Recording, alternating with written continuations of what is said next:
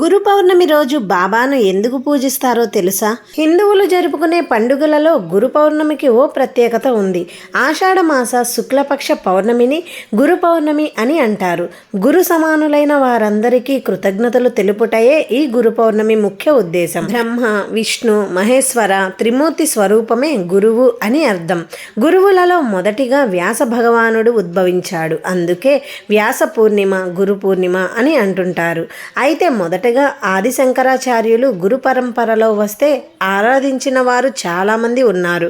అదే గురు పరంపరలో వచ్చిన వంటి ఎందరో యోగులు, సిద్ధులు ఉన్నారని, అదే పరంపరలో శ్రీ సమర్థ సద్గురు సాయినాథుడు ఉన్నారని, అందుకే గురు పౌర్ణమి రోజున సాయిబాబాను పూజిస్తారని పండితులు వివరించారు.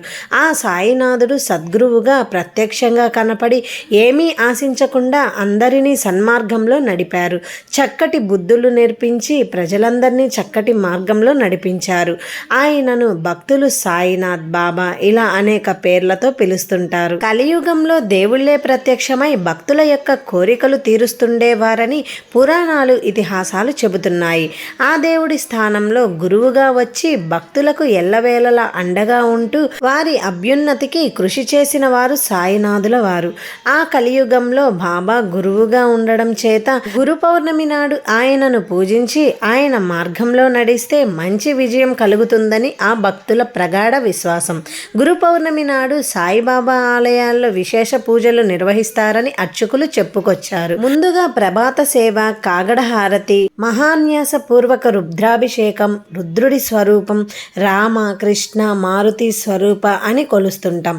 అన్ని రూపాలు ఒకటే కాబట్టి అందరినీ కొలుస్తుంటాం. ఇలా అభిషేకాలు, అర్చనలు, విశేష పూజలు నిర్వహిస్తున్నట్లు చెప్పుకొచ్చారు. ఆ బాబాకు అన్నదానం అత్యంత ప్రీతికరమైనది. నాడు ఆయనే తన చేతులతో స్వయంగా వండి వడ్డించేవారని ఆ చరిత్ర చెబుతుంది. అందుకే బాబా ఆలయంలో మహా అన్నదానం కార్యక్రమం నిర్వహిస్తాం.